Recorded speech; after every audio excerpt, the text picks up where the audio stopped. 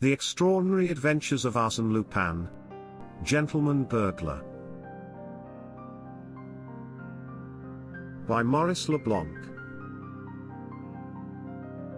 5. The Queen's Necklace. 2 or 3 times each year, on occasions of unusual importance, such as the balls at the Austrian embassy or the soirees of Lady Billingstone, the Countess de Dreux-Soubise wore upon her white shoulders the Queen's necklace. It was, indeed, the famous necklace, the legendary necklace that Boomer and Bassange, court jewelers, had made for Madame du Barry, the veritable necklace that the Cardinal de Rohan-Soubise intended to give to Marie Antoinette, Queen of France, and the same that the adventurous Jeanne de Valois, Countess de la Motte, had pulled to pieces one evening in February, 1785, with the aid of her husband and their accomplice, Ritaud de Villette. To tell the truth, the mounting alone was genuine. Ritaud de Villette had kept it, whilst the Count de la Motte and his wife scattered to the 4 winds of heaven the beautiful stones so carefully chosen by Boomer. Later, he sold the mounting to Gaston de Dreux-Soubise, nephew and heir of the Cardinal, who repurchased the few diamonds that remained in the possession of the English jeweller, Jeffreys, supplemented them with other stones of the same size but of much inferior quality, and thus restored the marvellous necklace to the form in which it had come from the hands of Boomer and Bassange. For nearly a century, the House of Dreux-Soubise had prided itself upon the possession of this historic jewel. Although adverse circumstances had greatly reduced their fortune, they preferred to curtail their household expenses rather than part with this relic of royalty. More particularly, the present Count clung to it as a man clings to the home of his ancestors. As a matter of prudence, he had rented a safety deposit box at the Crédit Lyonnais in which to keep it. He went for it himself on the afternoon of the day on which his wife wished to wear it, and he, himself, carried it back next morning. On this particular evening, at the reception given at the Palais de Castille, the Countess achieved a remarkable success, and King Christian, in whose honour the fete was given, commented on her grace and beauty. The 1,000 facets of the diamond sparkled and shone like flames of fire about her shapely neck and shoulders, and it is safe to say that none but she could have borne the weight of such an ornament with so much ease and grace. This was a double triumph, and the Count de Dreux was highly elated when they returned to their chamber in the old house of the Faubourg Saint-Germain. He was proud of his wife, and quite as proud, perhaps, of the necklace that had conferred added lustre to his noble house for generations. His wife, also, regarded the necklace with an almost childish vanity, and it was not without regret that she removed it from her shoulders and handed it to her husband, who admired it as passionately as if he had never seen it before. Then, having placed it in its case of red leather, stamped with the Cardinal's arms, he passed into an adjoining room which was simply an alcove or cabinet that had been cut off from their chamber, and which could be entered only by means of a door at the foot of their bed. As he had done on previous occasions, he hid it on a high shelf amongst hat boxes and piles of linen. He closed the door, and retired. Next morning, he arose about 9 o'clock, intending to go to the Crédit Lyonnais before breakfast. He dressed, drank a cup of coffee, and went to the stables to give his orders. The condition of one of the horses worried him. He caused it to be exercised in his presence. Then he returned to his wife, who had not yet left the chamber. Her maid was dressing her hair. When her husband entered, she asked, "Are you going out?" "Yes, as far as the bank." "Of course. That is wise." He entered the cabinet, but, after a few seconds, and without any sign of astonishment, he asked, "Did you take it, my dear?" "What? No, I have not taken anything." "You must have moved it." "Not at all. I have not even opened that door." He appeared at the door, disconcerted, and stammered, in a scarcely intelligible voice, "You haven't, it wasn't you." "Then?" She hastened to his assistance, and, together, they made a thorough search, throwing the boxes to the floor and overturning the piles of linen. Then the Count said, quite discouraged, "It is useless to look any more. I put it here, on this shelf." "You must be mistaken." "No, no, it was on this shelf, nowhere else." They lighted a candle, as the room was quite dark, and then carried out all the linen and other articles that the room contained. And, when the room was emptied, they confessed, in despair, that the famous necklace had disappeared. Without losing time in vain lamentations, the Countess notified the commissary of police, Monday Valorbe, who came at once, and, after hearing their story, inquired of the Count. "Are you sure that no one passed through your chamber during the night?" "Absolutely sure, as I am a very light sleeper. Besides, the chamber door was bolted, and I remember unbolting it this morning when my wife rang for her maid." "And there is no other entrance to the cabinet?" "None." "No windows?" "Yes, but it is closed up." "I will look at it." Candles were lighted, and Monday Valorbe observed at once that the lower half of the window was covered by a large press which was, however, so narrow that it did not touch the casement on either side. "On what does this window open?" "A small inner court." "And you have a floor above this?" "Two, but, on a level with the servants' floor, there is a close grating over the court. That is why this room is so dark." When the press was moved, they found that the window was fastened, which would not have been the case if anyone had entered that way. "Unless," said the Count, "they went out through our chamber. In that case, you would have found the door unbolted." The commissary considered the situation for a moment, then asked the Countess, "Did any of your servants know that you wore the necklace last evening?" "Certainly, I didn't conceal the fact. But nobody knew that it was hidden in that cabinet." "No one?" "No one. Unless—" "Be quite sure, madam, as it is a very important point." She turned to her husband, and said, "I was thinking of Henriette." "Henriette? She didn't know where we kept it." "Are you sure?" "Who is this woman Henriette?" asked Monday Valorbe. "A schoolmate, who was disowned by her family for marrying beneath her. After her husband's death, I furnished an apartment in this house for her and her son. She is clever with her needle and has done some work for me." "What floor is she on?" "Same as ours. At the end of the corridor. And I think the window of her kitchen opens on this little court, does it not?"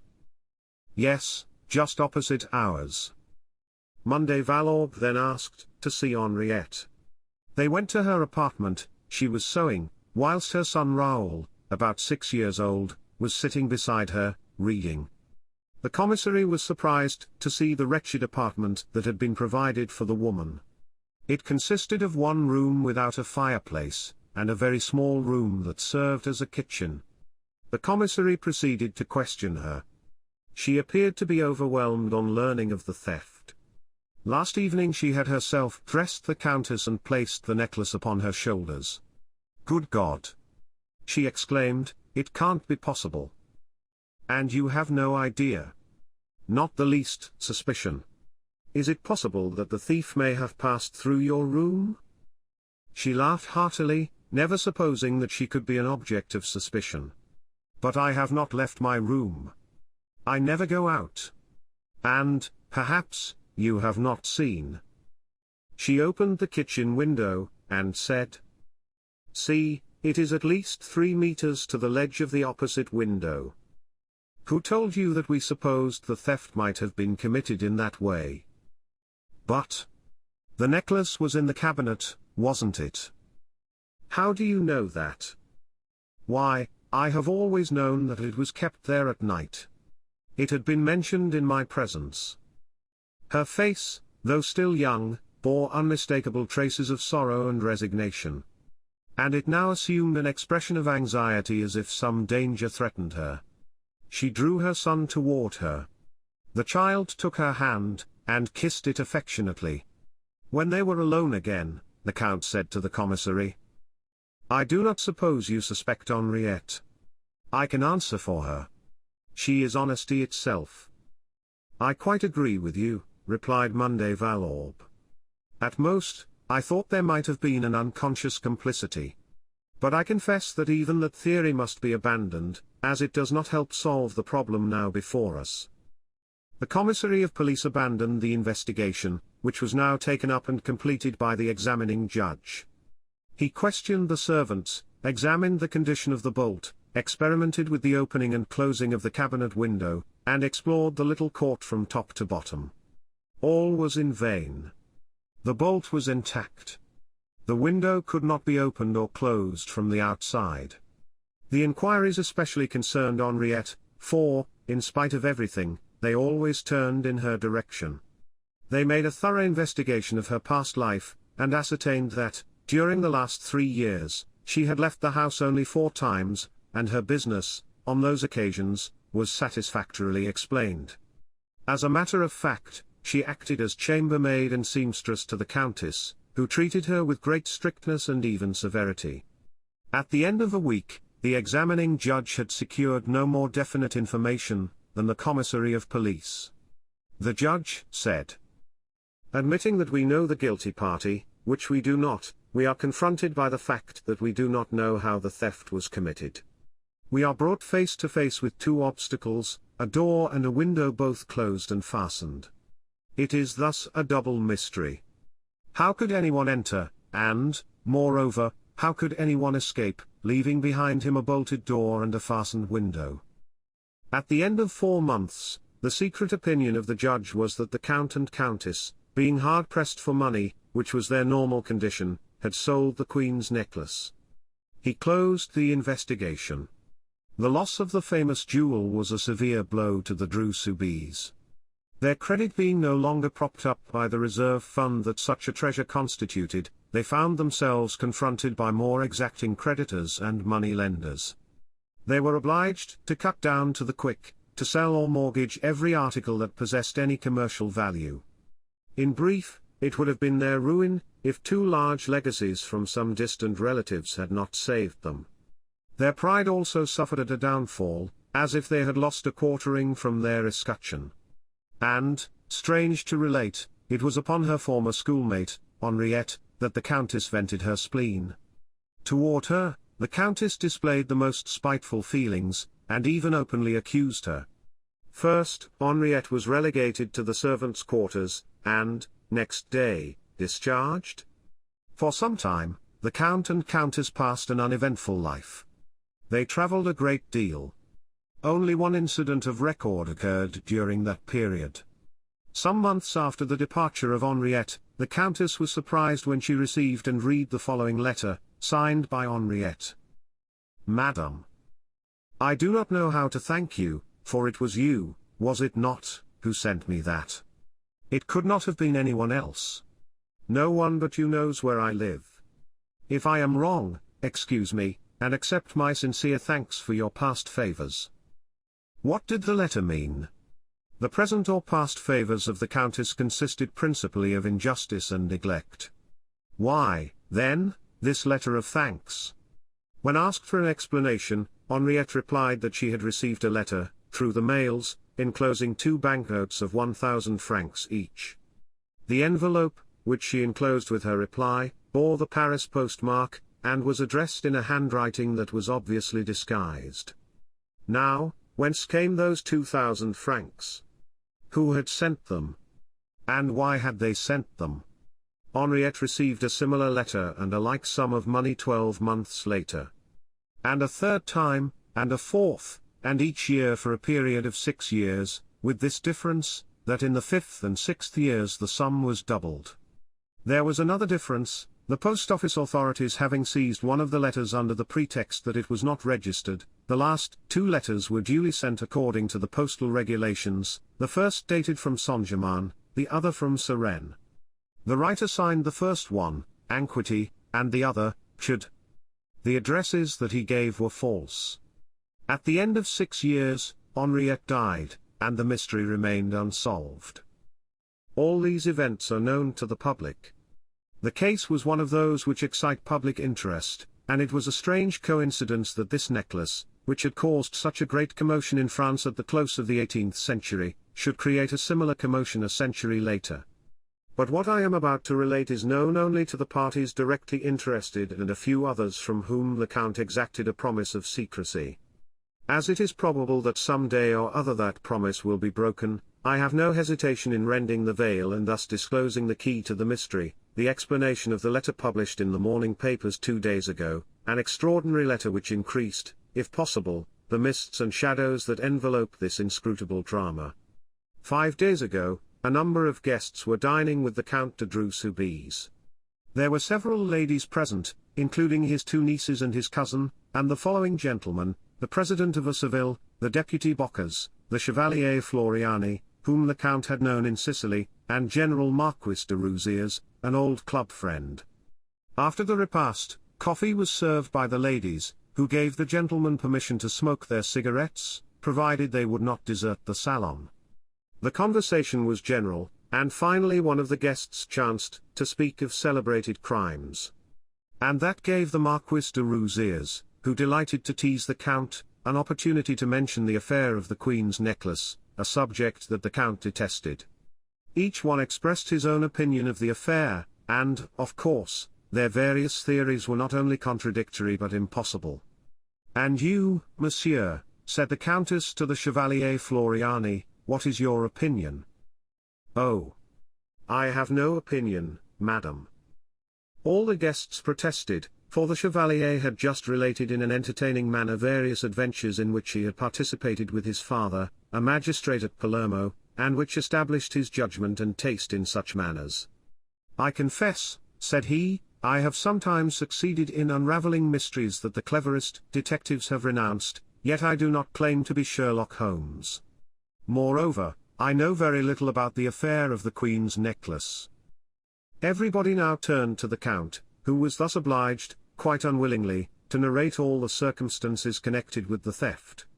The Chevalier listened, reflected, asked a few questions, and said, "It is very strange. At first sight, the problem appears to be a very simple one." The Count shrugged his shoulders. The others drew closer to the Chevalier, who continued, in a dogmatic tone. "As a general rule, in order to find the author of a crime or a theft, it is necessary to determine how that crime or theft was committed, or, at least, how it could have been committed. In the present case, nothing is more simple, because we are face to face, not with several theories, but with one positive fact, that is to say, the thief could only enter by the chamber door or the window of the cabinet. Now, a person cannot open a bolted door from the outside. Therefore, he must have entered through the window. But it was closed and fastened, and we found it fastened afterward," declared the Count. "In order to do that," continued Floriani, without heeding the interruption, "he had simply to construct a bridge, a plank or a ladder, between the balcony of the kitchen and the ledge of the window, and as the jewel case."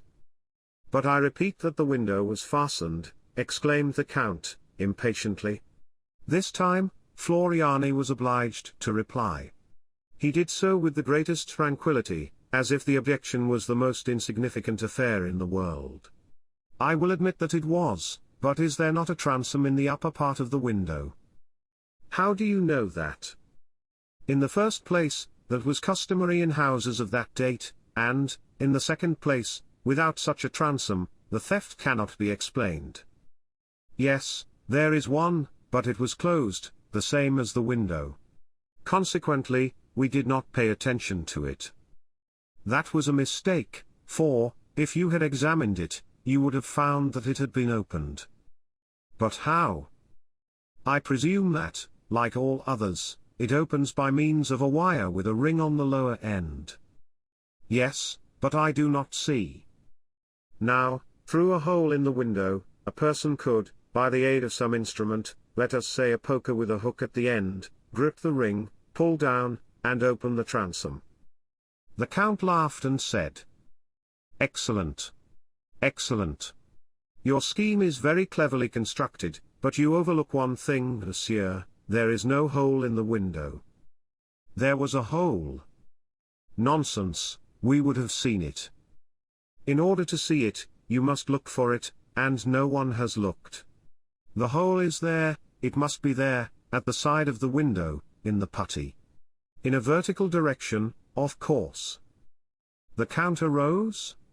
He was greatly excited. He paced up and down the room, 2 or 3 times, in a nervous manner, then, approaching Floriani, said, "Nobody has been in that room since, nothing has been changed." "Very well, monsieur, you can easily satisfy yourself that my explanation is correct. It does not agree with the facts established by the examining judge. You have seen nothing, and yet you contradict all that we have seen, and all that we know." Floriani paid no attention to the Count's petulance. He simply smiled and said, "Mon Dieu, monsieur, I submit my theory, that is all. If I am mistaken, you can easily prove it." "I will do so at once, I confess that your assurance." The Count muttered a few more words, then suddenly rushed to the door and passed out. Not a word was uttered in his absence, and this profound silence gave the situation an air of almost tragic importance. Finally, the Count returned. He was pale and nervous. He said to his friends, in a trembling voice, "I beg your pardon. The revelations of the Chevalier were so unexpected, I should never have thought." His wife questioned him, eagerly. "Speak. What is it?" He stammered, "The hole is there, at the very spot, at the side of the window." He seized the Chevalier's arm, and said to him in an imperious tone, "Now, monsieur, proceed. I admit that you are right so far, but now. That is not all. Go on. Tell us the rest of it." Floriani disengaged his arm gently, and, after a moment, continued. "Well, in my opinion, this is what happened. The thief, knowing that the Countess was going to wear the necklace that evening, had prepared his gangway or bridge during your absence. He watched you through the window and saw you hide the necklace. Afterward, he cut the glass and pulled the ring. Ah! But the distance was so great that it would be impossible for him to reach the window fastening through the transom. Well, then, if he could not open the window by reaching through the transom, he must have crawled through the transom. Impossible, it is too small. No man could crawl through it." "Then it was not a man," declared Floriani. "What? If the transom is too small to admit a man, it must have been a child." "A child? Did you not say that your friend Henriette had a son?" "Yes, a son named Raoul." "Then, in all probability, it was Raoul who committed the theft." "What proof have you of that?" "What proof? Plenty of it, for instance." He stopped, and reflected for a moment, then continued. "For instance, that gangway or bridge. It is improbable that the child could have brought it in from outside the house and carried it away again without being observed. He must have used something close at hand. In the little room used by Henriette as a kitchen, were there not some shelves against the wall on which she placed her pans and dishes?" "2 shelves, to the best of my memory." "Are you sure that those shelves are really fastened to the wooden brackets that support them? For, if they are not, we could be justified in presuming that the child removed them, fastened them together, and thus formed his bridge. Perhaps, also, since there was a stove, we might find the bent poker that he used to open the transom." Without saying a word, the Count left the room, and, this time, those present did not feel the nervous anxiety they had experienced the first time. They were confident that Floriani was right, and no one was surprised when the Count returned and declared, "It was the child. Everything proves it." "You have seen the shelves and the poker?" "Yes. The shelves have been unnailed, and the poker is there yet." But the Countess exclaimed, "You had better say it was his mother. Henriette is the guilty party. She must have compelled her son." "No," declared the Chevalier, "the mother had nothing to do with it." "Nonsense. They occupied the same room. The child could not have done it without the mother's knowledge." "True, they lived in the same room, But all this happened in the adjoining room, during the night, while the mother was asleep. "And the necklace?" said the Count. "It would have been found amongst the child's things." "Pardon me. He had been out. That morning, on which you found him reading, he had just come from school, and perhaps the commissary of police, instead of wasting his time on the innocent mother, would have been better employed in searching the child's desk amongst his school books. But how do you explain those 2,000 francs that Henriette received each year? Are they not evidence of her complicity? If she had been an accomplice, would she have thanked you for that money? And then, was she not closely watched? But the child, being free, could easily go to a neighboring city, negotiate with some dealer and sell him 1 diamond or 2 diamonds, as he might wish, upon condition that the money should be sent from Paris, and that proceeding could be repeated from year to year. An indescribable anxiety oppressed the Dreux-Soubise and their guests. There was something in the tone and attitude of Floriani, something more than the Chevalier's assurance which, from the beginning, had so annoyed the Count. There was a touch of irony, that seemed rather hostile than sympathetic. But the Count affected to laugh, as he said, "All that is very ingenious and interesting, and I congratulate you upon your vivid imagination." "No, not at all," replied Floriani, with the utmost gravity, "I imagine nothing. I simply describe the events as they must have occurred." "But what do you know about them?" "What you yourself have told me. I picture to myself the life of the mother and child down there in the country, the illness of the mother, the schemes of and inventions of the child to sell the precious stones in order to save his mother's life, or, at least, soothe her dying moments. Her illness overcomes her. She dies. Years roll on.